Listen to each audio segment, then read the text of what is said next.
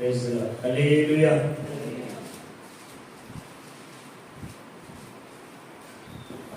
ఒకటో కొరింథీయులకు రాసిన పత్రిక, కొరింథీయులకు రాసిన మొదటి పత్రిక 6వ అధ్యాయము 12వ వచనాన్ని మనం చదువుకుందాం. అన్నిటి యందు నాకు స్వాతంత్రము కలదు కానీ అన్నీ చేయదగినవి కావు. అన్నిటి యందు నాకు స్వాతంత్రం కలదు. నేను దేని చేత లోపరచబడను. చిన్న ప్రార్థన చేద్దాం. పరిశుద్ధుడానికి వందనాలు. వాక్యము మీ బిడ్డలలోనికి వచ్చినట్లుగా, బలమైనటువంటి ఉపదేశం మీ బిడ్డల్లో పొందినట్లుగా కృప చూపించండి, సహాయం చేయండి. మీ నామానికి మహిమ తెచ్చుకోండి. యేసు నామములు వినుబుద్ధిని గ్రహించు, మనస్సును అంగీకరించి ఆత్మను దయచేయండి. యేసు నామములు అడిగి పొంది ఉన్నాం పరమ తండ్రి. దేవునికి స్తోత్రం. ప్రియ దేవుని బిడ్డలారా, లోపల ఉన్నప్పుడు చాలా బంధకాలు, స్వేచ్ఛా జీవితంగా మనకు కనిపిస్తున్నా కానీ చాలా బంధకాల్లో ఉంటాం. తినడానికి కూడా రోజు అవసరమే, బయటికి వెళ్ళాలంటే ముహూర్తం అవసరమే. ఎన్ని ఇబ్బందులు అంటే, ఒకరు చచ్చిపోతే సముద్రం వరకు శుభకార్యానికి వెళ్ళాల్సిన పని వెళ్ళక్కర్లేదు. పని ఎంత మంచిదైనా ఇంకా చంపుకోవడమే. దేవుడు తన ప్రజలను ఈ బంధకాల, ఈ ఐగుప్తు బంధకాలలో నుండి విడిపించాడు. నేను ఈ ఉపదేశానికి ఏమని పేరు పెట్టుకున్నానంటే, ఇంగ్లీష్లో రాసుకున్నాను అనుకుంటున్నాను, ఫ్రీడమ్ ఆఫ్ లైఫ్ అని రాసుకున్నాను. Freedom of the life, independent of the life అంటే స్వాతంత్రమును పొందగలిగిన లేదా స్వాతంత్రాన్ని పొందే జీవితము. కానీ ఈ స్వాతంత్రము, స్వేచ్ఛ అన్లిమిటెడ్గా ఉండకూడదు. ఆశీర్వాదానికి కదా కాదు. నీకు తిథులు లేదు, నీ నక్షత్రం లేదు, నీకు బొంద లేదు, ఏం లేదు, ఏం లేదు, స్వార్థం లేదు, పెట్టకూడదు, ఏం లేదు. కానీ నీకు కొన్ని కమిట్మెంట్స్ ఉండాలి. నీకు ధైర్యంగా విశ్వాసం ఉన్నది పర్వాలేదు అనుకుని నచ్చిన దగ్గరికి వెళ్ళకూడదు. ఎందుకంటే పొగరు భక్తుల్లో అప్పుడే ఏమంటున్నాడు అనేసి కొన్ని వచ్చినారు ఇక్కడ మనం చూద్దాం. ఆ ఫ్యాన్ ఒకసారి కట్టేసి ఆ టేబుల్ ఫ్యాన్ వేసుకోండి, అది మధ్యలో డిస్టర్బ్ చేస్తూ ఉంటుంది. అది వేడికి ఏమని చదివామండి? అన్నిటి యందు చదవాలి. ఏది చేయడానికైనా నాకు స్వాతంత్రం ఉంది. నీకు అడ్డే ఉంది. పాపం చేసిన దేవుడు ఆపడు, పుణ్యం చేసిన దేవుడు ఆపడు, దెయ్యానికి బెండం పెట్టకపోయిన దేవుడు ఆపడు, 10 మందికి సేవలు ఆపకపోయినా నేను దేవుడు ఆపడు. అది నువ్వు చేసిన దాన్ని బట్టి ఆ ధర్మకార్యాన్ని నీ ప్రార్థనతో పాటు అటాచ్మెంట్ చేసి వెళ్తాయి. నీ ప్రార్థనకు తోడు నీ ధర్మకార్యం అపోస్తుల కార్యం 10వ అధ్యాయం ప్రకారం. నీ సింగిల్ ప్రార్థనే కాదు, నీ ప్రార్థనతో పాటు క్రియలు కూడా కనిపించాలి కదా. అది అన్నమాట. ఇక్కడ అన్నిటి యందు ఏమేమి చేయకూడదో కొన్ని చెప్పుకున్నాడు. అక్కడ 13వ వచనం చదువుతాం. భోజన పదార్థములు కడుపునకును కడుపు భోజన పదార్థములకును నియమింపబడి ఉన్నవి. దేవుడు వినండి. భోజన పదార్థాలకి కడుపు కొరకే నియమించబడింది. ఏకమయ్య తింటే అది చెప్పాడు. మళ్ళీ చదవన్నమాట. భోజన పదార్థములు కడుపునకును కడుపు భోజన పదార్థములకును. అంతే. ఆ హద్దు మీరి తినడం వల్ల ఏమొస్తుందంటే జబ్బు వస్తుంది. అందుకు దాన్ని ఏమన్నాడు సామెతల గ్రంథకర్త అంటున్నాడు, తిండిపోతులు అయితే గొంతుకు కత్తి పెట్టుకో. ఒకవేళ కత్తి పెట్టుకోకపోతే ఆయన పెడతాడు షుగరు అనేటటువంటి ఒక కత్తి. అప్పుడు ఎలా పడతావు? తినడానికి అవుతాడు. నీ బాగున్నప్పుడే ఆరోగ్యకరమైన తిండి తిన్నావు అనుకోండి, షుగర్ రాదు. ఆరోగ్యంగా ఉందని డ్రింకులు స్వీట్లు బిర్యానీ పేకపోయే మొత్తం మటన్ చికెన్ అన్లిమిటెడ్ ప్యాకేజీ. అదే 5 గంటలకి మన టైంతో సంబంధం లేదండి, తినడంతోనే సంబంధం. ఈ విషయంలో నీకు స్వాతంత్రం ఉంది. నీ తిండి నీ తెప్పుడు పాస్టర్కి డాక్టర్కి అనవసరం. నీ తిండి నువ్వు తింటున్నావు, నీ మందు నువ్వు తాగుతున్నావు, నీ డ్రింక్ నువ్వు తాగుతున్నావు. మందు ప్లస్ మందులు ఏదన్నా, మందు ప్లస్ మందులు, తిండి ప్లస్ తిప్పలం. ఈ మధ్యన కొంచెం తగ్గాయి, కానీ ఒకప్పుడు ఒక పండుగ జరిగిందంటే దాని వెనకాతలేమో వైద్య శిబిరాలు పెట్టుకోవాల్సి వస్తుంది. నువ్వు గుర్తుందా? 14 క్రితం. ఇప్పుడు తగ్గినాయి, పెద్దవాళ్ళకి తెలుస్తుంది. వైద్య శిబిరాలు వాంతి నిరోధన కోట్లు డిసెంట్రీ వ్యాధి వచ్చింది. ఏమి లేదు, ఎక్కడ పెడితే అక్కడ ఊర్లు గారెలు. ఎందుకంటే కుమారు వండేస్తుంటారు, లిమిటెడ్ ఉండేది కాదు. ఆమె శుభ్రంగా తిని వచ్చేసి. అందుకు పౌలు ఏమంటాడంటే, కడుపు భోజన పదార్థాలు కడుపుతో సంబంధం లేదు, ఆరింటికే సంబంధం. తినొచ్చు, తినుము త్రాగుము సుఖించము. కానీ ఇందులో ఏం చేయాలట? లిమిట్ పెట్టుకో.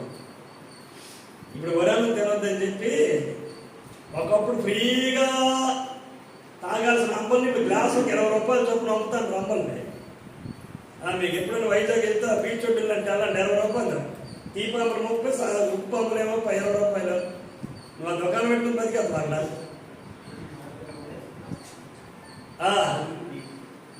ఎందుకంటే ఇంతకు ముందు మనం తాగి మీ అందరూ తెలిసిపోయింది కదా, తాగి పారెత్తుండదు.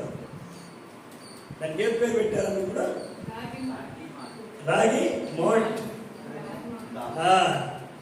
మాకు తెలిసిన అంబలే చాలా.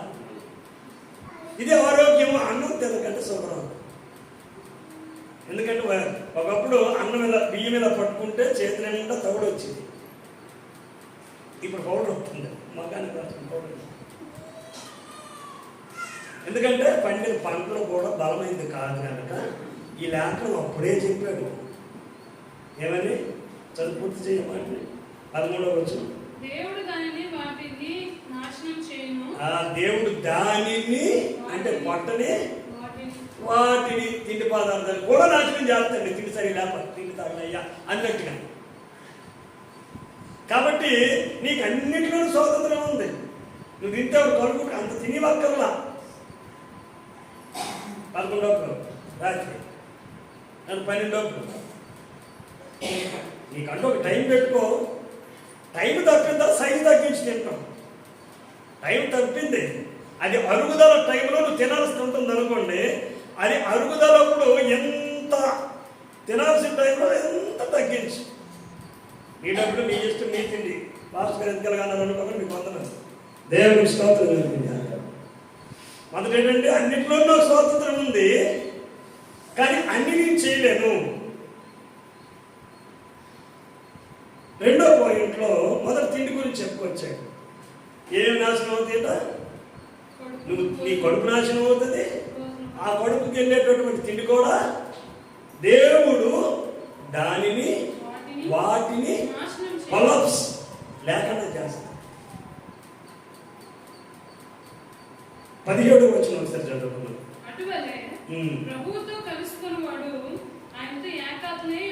ఇప్పుడు ప్రభువుతో ఏకాత్మై ఉన్నాడు. 14వ వచనం ఒకసారి చదువుకున్నాం.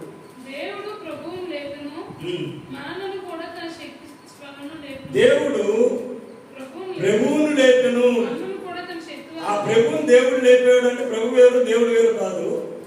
దేవుడే లేపునట్లుగా ప్రభు లేచాడు. ప్రభు దేవుడు ఒకడే. దేవుడు లేపినట్లుగా ప్రభు లేచాడు. మనకి అది రావాలి. ఇప్పుడు ఏమంటున్నాడు? చదవ మాట. దేవుడు ప్రభువును లేపును, మనలను కూడా తన శక్తి వలన లేపును. మీ దేహములు క్రీస్తునకు అవయవములై ఉన్నవని మీ దగ్గర 17, 13, 14 వచనాలు ఏముందండి? 13 దేహము సారత్వము నిమిత్తం కాదు కానీ ప్రభువు నిమిత్తమే. నా ఒళ్ళు, నా శరీరం, నా ఇష్టం. నన్ను అడుగుతాడు, నీకెందుకు నా డబ్బు. ఈ పద్ధతి సాధారణంగా మనుషుల్లో ఉంటుంది. ఇవి దేవునికి లేదా నీ ఇంటికి నీ ఒంటికి మంచివి కావు. ఇష్టం వచ్చినట్లుగా శరీరాన్ని ఉపయోగించవలసిన 17వ వచనం కూడా అదే చెప్పింది మన దేవుడు.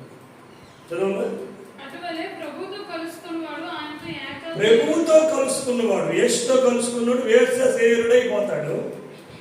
శరీరానుసారమైన విషయాల మీద మనసు పెడతారు. ఆత్మానుసారుడు ఆత్మ సంబంధమైన విషయాల మీద మనసు పెడతారు. మనం శరీరానుసారం అయితే ఏమి తిందామో, ఏమి త్రాగుదామో, ఏమి ధరించుకుందామో, ఏ పువ్వులు పెట్టుకుందామో, ఎలా దేవుని ప్రకృతిని బట్టి ఆ పువ్వులు చోపు లేకపోతే పోటుకి తుడుచుకోవడం.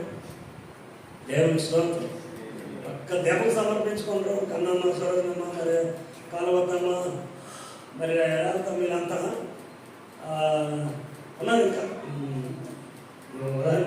చెప్తుంది ఆ రోజు నుండి ఒక ఉపదేశం, ఒక మాట ఇంకా అయిపోయి.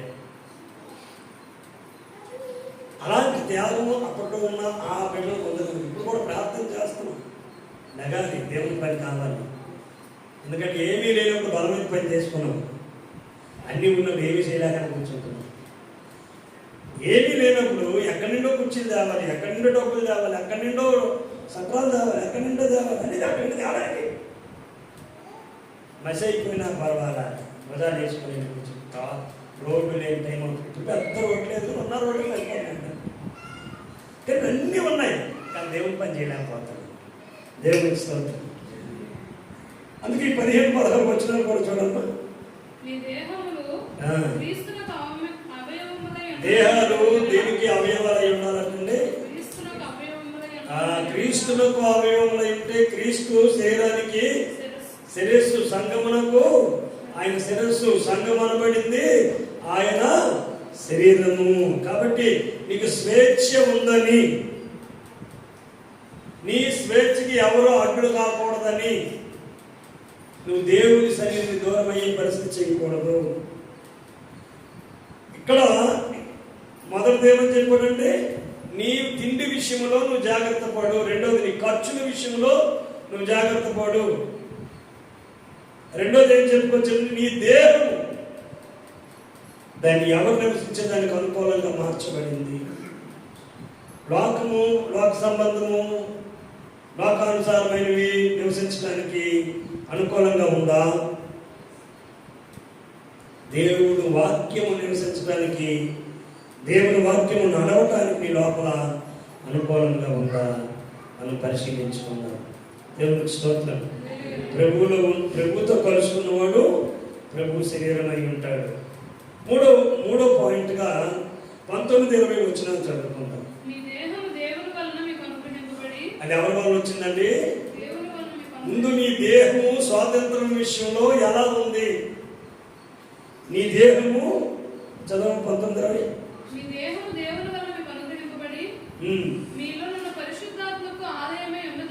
నీ శరీరము పరిశుద్ధాత్మ దేవునికి ఆలయం. 18వ వచనం కూడా పారిపోండి. మనుషుడు చేయ ప్రతి పాపమును దేహమునకు వెలుపల ఉన్నది కానీ జారత్వము చేయవాడు తన సొంత శరీరమునకు హానికరముగా తన సొంత శరీరమునకు హానికరముగా పాపం చేస్తాడు. ఈ మాట గుర్తుపెట్టుకోండి. దేహము దేవుని వలన మనకు అనుగ్రహించబడి పరిశుద్ధాత్మకు ఆలయమై ఉంది. ఈ దేహము పరిశుద్ధాత్మ దేవునికి ఆలయం ఉంది. మొదటిది నీ తిండిని, నీ పట్టుని నువ్వు కాపాడుకో. రెండోది నీ దేహాన్ని కాపాడుకో. మూడోది నీ దేహము దేవుడు నివసించడానికి ఒక ఇల్లు అని గుర్తుపెట్టు.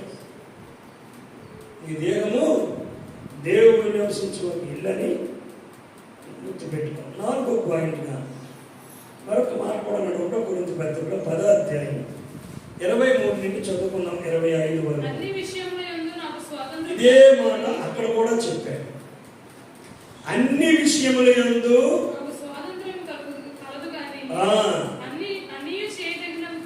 ఏమట? అదే లిమిట్ పెట్టుకో. నీకు అర్థమైందా? విసుగుకొట్టుతాను కాదు, చిక్కుపోతాం. వెదజల్లి అభివృద్ధి కలవారు తగిన దానికంటే తక్కువ దేవునికి ఇచ్చి లేనికి వచ్చిన వాళ్ళు ఉన్నారు అని చెప్పబడింది. దేవునికి ఒక్కటే ఎవరికెత్తాడు, ఇంకా అక్కడికెత్తాడు. అది అనుకోవక్కర్లేదు, కామన్ జరుగుతుంది. ఎవరైనా నువ్వైనా నేనైనా దేవునికి అది. ఎందుకంటే అది ఆది కాలం నుండి అంతకాలం వరకు అది వస్తూనే ఉంటుంది. అది కొత్త నిబంధనలోను పాత నిబంధనలోను అది దేవుడు. ఎందుకంటే దేవునికి ఇచ్చి చెడినవాడు ఎవరికి బాగుపడినాడు క్రైస్తవ చరిత్రలో, బైబిల్ చరిత్రలో ఎక్కడా లేదు. మనుషులకు ఇచ్చినట్టు ఫీల్ అయితే జనంలో ఎవరికి ఇవ్వలేవు, దేవునికి అసలు ఇవ్వలేవు. నువ్వు దేవుని కార్యాల కొరకు దేవుని కోసం ఇవ్వగలిగితే అది స్వేచ్ఛ. అది స్వేచ్ఛార్పణ అన్నాడు దేవుడు. స్వేచ్ఛార్పణ. నీ ఫ్రీడమ్ నీ దేవునికి ఇచ్చావు, దైవ కార్యాలకు ఇచ్చావు. దాని విషయంలో దేవుడు నిన్ను ఎంతగా ఆశీర్వదించాలో అంతగా ఆశీర్వదిస్తాడు. మందిరం తర్వాత ఇల్లు అనుకున్న వాళ్ళు మందిరం తర్వాత ఇల్లు కట్టాడు దేవుడు. ఎక్కడా ఆటంకం లేదు. అది నీకే సాక్ష్యం. అందుకే ఇక్కడ ఏమంటున్నాడంటే అన్నీ చేయదగినవి కావు. అన్ని ఏది కావు? చదవమ్మా. ఏం చేయమండి? నీకు క్షేమము కలుగు చేయము. ఏది పడితే చేస్తే నీకు క్షేమము కలగదు, అందులో అభివృద్ధి కూడా. ఏనాయనా, నీకు క్షేమము ఉండదు, డెవలప్మెంట్ ఉండదు. ఏది పడితే డబ్బులు ఉన్నాయి, లేకపోతే తినడానికి ఉంది, లేకపోతే బట్టలు ఉన్నాయి. డబ్బులతో కొంతమంది బట్టల మీద పడిపోతారండి. ఉంటుండగా పడేస్తుంటారు. పాత నెట్లు కనపడతారు. పొరపాటున దైవజనుడు రమ్మని ఇంట్లోకి వెళ్ళి రెండు కుర్చీ వేసాడు. ఈ గోడ చూసారా, ఈ మన ఫ్లెక్సీ ఉన్న గోడ, ఈ గోడ నిండా 5 అరలు ఉన్నాయి. ఇలాగ అక్కడ కూర్చున్నా. పెద్దలే ఎన్ని బట్టలే 4-5 అరలు ఉన్నాయి. 1, 2, 3 ఇలా ఇటు వరకు ఉన్నాయి. మొన్న రాగదు ఈ ఎవరు ఇందని అడిగాను ఫస్ట్. అంటే అది అద్దెంట్లో ఉన్నా. నా డౌట్ ఏంటంటే అద్దెలో ఏమని అన్నారు. కాదు ఫస్ట్ మనమేనండి అన్నారు. నాలుగు మంది నేనే కదా అన్నారు. మామ అనుకోండి. సరే వ్యాపారం బట్టల వ్యాపారం ఏమైనా చేస్తున్నారా అన్నాడు. కాదు, బజార్ వెళ్ళినప్పుడు ఒకసారి 2 జాతర బట్టలు తెచ్చుకుంటాం. 2 జాతరలు తెచ్చుకుంటాం. మరి ఇవన్నీ కొత్తవేనా? కాదండి, ఇవన్నీ పాత కదా, ఇది కొత్తవి ఇవన్నీ. మరి పాత ఏం చేస్తారు? ప్రశ్నించి ఎప్పుడెత్తా పరిపొచ్చులా సిరిగిపోయినామంటే ఆశ్చర్యపోయి. మరి ఎప్పుడెత్తా చెప్పు. ఇస్తామండి. నువ్వు ఇచ్చే లోపల అంతా చచ్చిపోతాను. తీసుకోవాలి. దేవుని స్తోత్రం. దేవుని పేరు మీద చేయాలన్నట్టు ఇమీడియట్లీ చేయాలి. నీరాగడ ఆడుకోగడ అవ్వకూడదు. అది ఇప్పుడు చేయలేదండి. అలాగా ఇంకా అవి సొంత ఇంట్లోకి వెళ్ళిపోయిన తర్వాత మోటార్లు కానీ మంచాల కింద పెట్టారు, కానీ ఊడికి ఇవ్వలే. ఇది క్షేమాభివృద్ధా? అది ఉపయోగమా? ఇవ్వాలి. చూడండి అక్కడ ఏమన్నా తర్వాత వచ్చిన 24 చదువుతున్నా. నీకుడి నీ కూడా నిన్నకూడదు, నిన్నకూడదు. ఎవడును తన కొరకే కాదు. అది చూసుకో. నీ కొరకు నువ్వు కాదు, ఎదుటి వారి కొరకు మేలు చేయడానికి చూసుకో. నీ పట్టుసేరే 5 సంవత్సరాల క్రితం కొత్తదే అది. ఇప్పుడు కొత్త సేర అంత అవుతుంది ఏంటది? పట్టు సేరే కావచ్చు కానీ కొత్త సేర కాదు కదా. అది కట్టుకున్న వాళ్ళకి మా అత్తగారు మన పాస్టర్ గారు ఒకరు దానం చేశారు 4-5 సేర్లు. ఆ మరుసటి రోజు నేను వాకింగ్ చేస్తే పెంట మీద ఉన్నాయండి. అలాంటి వాళ్ళకి కాదు, కట్టుకొని నీ ముందు కనబడి తిరిగేటోళ్ళకి పలానా సేవలు పలానాకి ఇచ్చామండి అన్నారు. అలాగే నేను వాకింగ్ చేస్తే అక్కడ కూడా ఉన్నాయి. అక్కడ పరీక్షలో ఏమంటా అలాంటి వాళ్ళకి అవ్వకూడదు. ఇచ్చేసిన తర్వాత మనకు అనవసరం. బొంత కొట్టించుకో సోపరం. గంట మీద భరించినడికి ఎందుకు ఇవ్వడం? ఇవ్వడం మనసు లేదు, బొంత కొట్టించుకో. బొంత కొడుకు అయినా నువ్వు ఎక్కడ పడుతుంది. అన్నిటి యందు నీకు స్వాతంత్రం ఉంది. అందుకే చెప్పడం దేవునికి స్తోత్రం. నీ పాత బట్టలు ఈ సంవత్సరం ఏం చేస్తావు? నీ దృష్టిలో కొంతమంది పాపం అన్నోళ్ళు ఉంటారు. అయ్యో పాపం ఏమైనా అయిపోతారు జగత్ వాక్యం. అయ్యో పాపం అంటుంటాం కదా, అలాంటి వాళ్ళు నీ దృష్టిలో పడినప్పుడు అది జాగ్రత్తగా పిలిచి, అమ్మ మరి ఏమనుకోకండి, ఎందుకంటే ఒక్క కొత్త జత, ఒక 3 పాత జతలు పెట్టు. ఆ కొత్త జతను పెట్టు. ఆ కొత్త జతను బట్టి ఈ పాత కూడా తీసుకుంటారు. అంగ పాత ఇవ్వకండి, పండుగ తింటారు. కొత్తది పెట్టు. దాని వెనకదలా మరి కొంచెం మీరు నాయన వేసుకోండి. లేకపోతే ఎవరికైనా అమ్మకు వాళ్ళకి నాన్న చేస్తారు. ఇక్కడ పారి ఉంటుంది దేవుని బిడ్డలో వేసుకోండి. దేవునికి స్తోత్రం. అందుకేమన్నాడు? అన్నిటి యందు స్వాతంత్రం ఉంది నీకు. సంఘానికి చెప్పిన ఉపదేశం అదే. సంఘమా, you are your freedom of life. దేవుడు నీకు స్వేచ్ఛ సంబంధమైన ఆ జీవితాన్ని ప్రసాదించాడు. ఇది బ్రతికి మరణించిన తర్వాత నిత్య సేవానికి వెళ్తాం, లాంగ్ లైఫ్లోకి వెళ్తాం. Freedom of life to long life, నిత్య సేవానికి వెళ్తాం. ఈ ఫ్రీడమ్ ఆఫ్ లైఫ్ అంటే స్వేచ్ఛ సంబంధమైన జీవితం లేనివాడు ఎక్కడ దెయ్యమైపు తిరుగుతాడు. ఎందుకంటే కోరిక సావలే. ఎవరో ఆ పేరు ఇంకెవడో వస్తాడు, ఆ పేరు ఎట్టుకుంటు. అలాగెందుకు? నువ్వు స్వేచ్ఛగా జీవించు. ఫస్ట్ నీకున్నదాన్ని దేవునికి మహిమ నిమిత్తం వాడుకో. నూతనంగా దేవుడిని మార్చినట్టు చూడు. ఇక్కడ ఏం చెప్పాడు? 23, 24, 25 వచనాల్లో అన్నిటి యందు అన్నీ చేయదగినవి కావు. తర్వాత ఏమన్నారట? ఎవడును అదే మాట, తన కొరకే కాదు ఎదుటి వారి కొరకు. నువ్వేం నీ వలన ఏదైనా లేదా నీ సంఘం వల్ల ఏదైనా ఒక మేలు జరుగుతుందేమో చూడండి. నేను ఒక మాట అన్నానంటే ముక్కు మీద వేసుకోవాలి. ఆ లైఫ్లో రా. నీ ప్రార్థన, నీ ధర్మకార్యం అట్లున్నా రా. దేవునికి స్తోత్రం. హల్లెలూయా.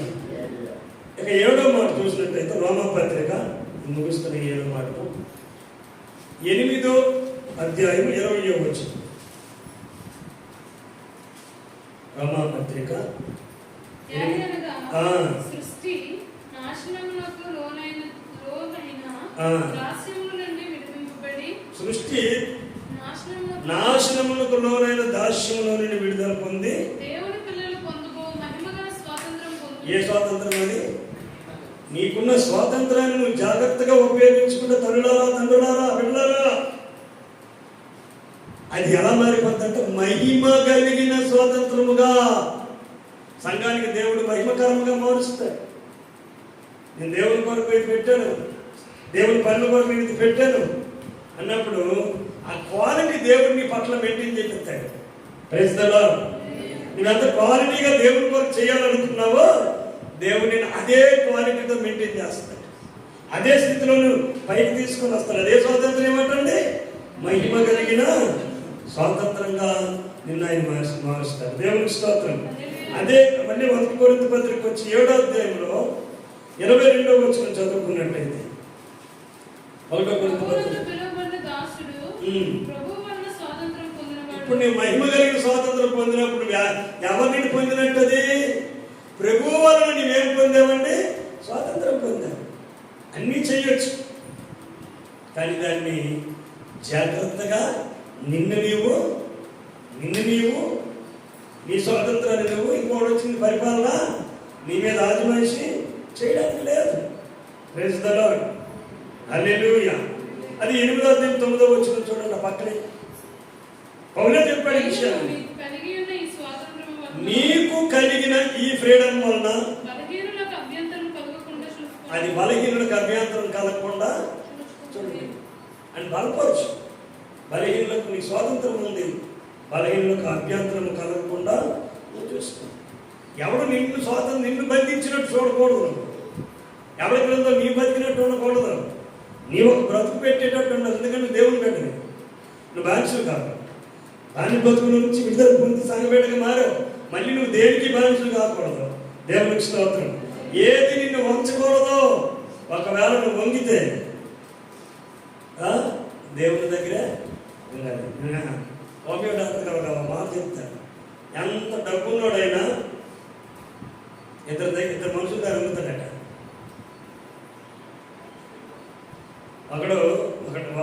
ఎక్కడట ఒకటి సాబం చేసింది, ఆడి అలాగ ఉంచారు, తల ఉంచాల్సిందే, వెనక తిప్పాల్సిందే, ఇడి తిప్పకపోతే ఆలోచించుకోవటం కాదు.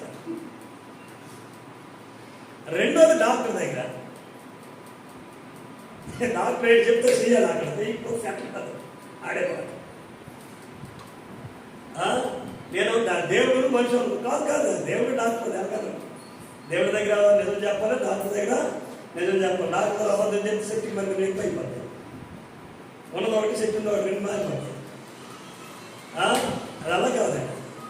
కాబట్టి ఇక్కడ ఏమంటాడు, సంఘములతో చెప్పి సంఘాన్ని ఏమని పురగలుగుతున్నాడు, స్వేచ్ఛా సంబంధులుగా మార్చుకుంది, స్వేచ్ఛానుసారులుగా ఉండండి, బానిసలుగా ఉండకండి. పౌలు సంఘానికి రాస్తూ చెప్తున్నమాట. చివరిగా 2 కొరింథీయులకు వెళ్ళి 3వ అధ్యాయంలో 17వ వచనాన్ని, 3వ అధ్యాయం 17వ వచనం. ప్రభువు యొక్క ఆత్మ ఎక్కడ ఉంటుందో అక్కడ స్వాతంత్రం ఉంటుంది. అది ఎక్కడ ఉంటుందని స్వాతంత్రం? దేవుని ఆత్మ ఎక్కడ ఉంటుంది అక్కడ ఫ్రీడమ్గా నువ్వు బ్రతకాలి. దేవుని ఆత్మ లేనిదేదో ఉన్నదేదో గమనించవలసినటువంటి జ్ఞానము నాకు ఇవ్వండి ప్రభా అని మీకు మీరుగా ఏం చేసుకోవాలండి? ప్రభా నీ జ్ఞానం లేదా నీ ఆత్మ కలిగిన స్వాతంత్రం నాకు అనుగ్రహించండి అని మనం అడిగినట్లయితే దేవుడు ఖచ్చితంగా నీకున్న స్వేచ్ఛను ఇంకొక భంగం చేయకుండా దేవుడు నేను కాపాడు. కారణం నువ్వు సంగపెట్టిన నువ్వు అడగాలే కానీ దేవుడిని బట్టి ఏదైనా చేయ. నువ్వు అడగట్లే, పొందుకోగలిగిన రీతిలో నువ్వు అడిగితే దేవుడు ఖచ్చితంగా నీ వారికి ఏదైనా అబ్బాటం కాదు, ప్రార్థన కాదు, ఏదైనా చేయగలరు. కలమాకు అని చేయగలరు, కలమాసు కలదు. ఎక్కడ మారుతుంది? నీకు పాట మిగిలింది కానీ ఏం మారిపోయింది? స్థితి మారలేదు, నీ కథ మారలేదు. నరేంద్ర ఆయనకి ఎవరికో మారింది, పాడేస్తాడు, నువ్వు ఎంత పాడేస్తాడు. నీకెక్కడ మారింది? మారుతుంది విశ్వాసంతో పాడుతాను. దేవుని స్తోత్రం, హల్లెలూయా. ఏంటంటే ఆ కథలేమి మారవు, స్థితిలే మారుతాయి. 38 ఏళ్ళ నుండి బలహీనపడ్డాడు, దెబ్బ మారాడుగా. కాబట్టి నిన్ను నీ స్వాతంత్రం ఎవరి వల్ల వస్తుందండి? ప్రభు ఎక్కడ ఉంటాడో లేకపోతే దేవుని ఆత్మ ఎక్కడ ఉంటుందో ఇంకో మాటతో ముగించుకుందాం. గలతీ పత్రిక 5:1, గలతీ పత్రిక 5వ అధ్యాయం 1వ వచనం.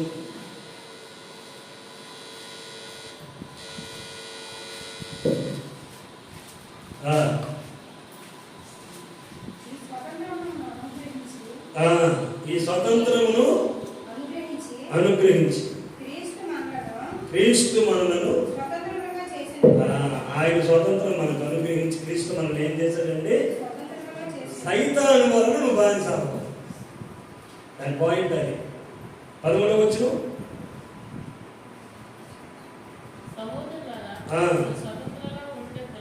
మీరు ఎలా ఉండడానికి పిలవబడ్డారు? ఫ్రీడమ్ ఆఫ్ స్వేచ్ఛానుసారముగా, ఫ్రీడమ్గా ఎవరి ఒత్తిడి లేకుండా దేవుని చిత్తము, దేవుని నడిపి ప్రకారము నువ్వు బ్రతకాలని ప్రభు పిలిచాడు నిన్ను. లోకంలో నుండి, పాపంలో నుండి, శాతాను తంత్రాల్లో నుండి, కుయుక్తుల్లో నుండి. అందుకు ఇక్కడ ఏమంటుంది వాక్యం అండి? ఒక మాట, నీకు నచ్చినట్టుగా ఆ దేవుడిచ్చిన స్వాతంత్రాన్ని నువ్వు చేసుకోకు. ప్రేమ కలిగిన వారు ఒకరికొకరు సహోదర ప్రేమ కలిగి, ఎవరు ఎక్కువ లేదు, ఎవరు తక్కువ లేదు, స్వేచ్ఛానుసారంగా ఒకరికొకరు ఏం చేయండి? ఒకరికొకరు లోబడి, ఒకరికొకరు దాసులై ఉండండి. అది నీకు ఆశీర్వాదం. 14 వచ్చింది. నిన్ను వలె నీ పొరుగు వారిని ప్రేమించు. ఆ ఒక్క మాటలో యాకోబు పత్రిక 1:20. యాకోబు పత్రిక 1:20. దేవుడు నీకు అంత స్వాతంత్రం ఇచ్చాడు. ఈ లేఖనాలు నీకు చెప్తున్నాయి. స్వాతంత్రం నుంచి సంపూర్ణమైన నియమంలో తేరు చూచి. దేవుని నియమము నీకు స్వాతంత్రం ఇచ్చింది. ఆ స్వాతంత్రాన్ని పట్టుకుని నువ్వు నిలబడాలని చెప్పిన వాక్యము నిలకడగా స్థిరంగా ఉండు. నువ్వు ఒకటే ప్రార్థన చెయ్యి. నువ్వు మోకరించినప్పుడల్లా ప్రభువా నీ దేని వలన బంధింపబడకూడదు. ఆమె చెప్పగలవా?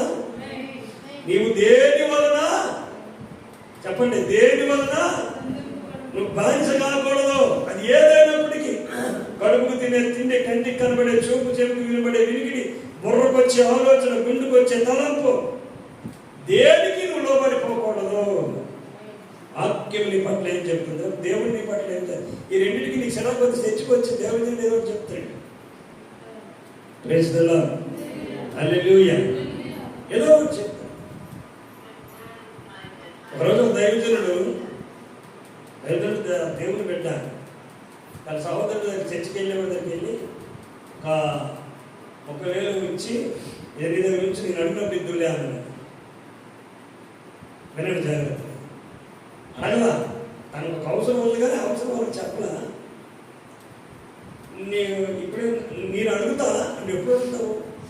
నేను అనగానే 1 సంవత్సరం 2 సంవత్సరాల తర్వాత నేను లోపల ఇచ్చేసాను. ఆయనకి ఆ మరుసటి రోజే తను ఎప్పుడైనా ఇవ్వాల్సినప్పుడు ఏం చేశారంటే, చాలా మీదకి వచ్చి గొడవలసిన పరిస్థితి వచ్చినప్పుడు 30,000 ఇచ్చిన దగ్గరికి వచ్చిన పరిస్థితి ఎలా ఉందంటే, నువ్వు ఎప్పుడైతే నీకు అంతవరకు తనకి ఇచ్చేది, తర్వాత నువ్వు సమకూర్చినప్పుడు నాకు ఈలే అని అన్నమాట.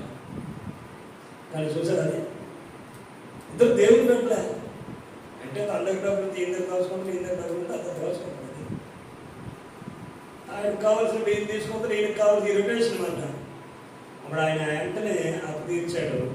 మంచి మనస్సాక్షితో, స్వేచ్ఛానుసారంగా, డిమాండ్ లేకుండా చేశాడు. కాబట్టి ఒక భారంతో, బాధ్యతతో తన అప్పును తీర్చేటట్టుగా కలవరం చేశాడు.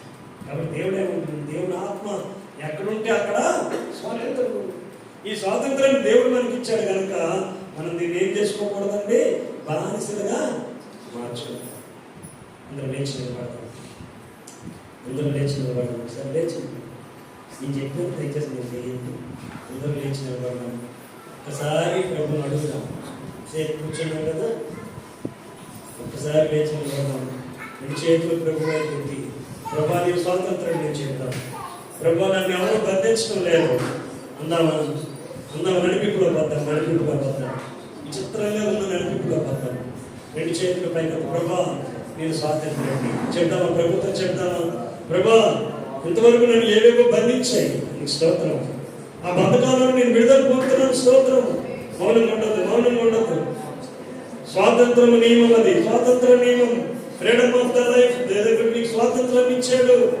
అడుగుతా చేతుల పైకి, ప్రభా నేను ఎవరి చేత బంధించగలను, నన్ను ఎవరు బంధించలేరు ప్రభా, నన్ను ఏది బంధించలేదు, ఏ బలహీనత బంధించలేదు. నేను స్వాతంత్రుడును అని దేవుడితో చెప్తాను. నాకు ఏవైతే బంధింపబడి ఉన్నాయో ఈ క్షణమే నేను విడుదల పొందుతున్నాను చేస్తున్నాను, విడుదల పొందుతున్నాను చేస్తున్నాను అని ఒకసారి అందరూ అడుగుదాం. ఇలా అందరూ ప్రార్థిస్తుండగా అమ్మగారు ప్రార్థన చేస్తారు, నేర్చుకుందాం. ప్రార్థన మౌనంగా ఉండొద్దు. పరిశుద్ధ యేసు ప్రభువా, మహిమ కలిగిన రాజానికి స్తోత్రాలు.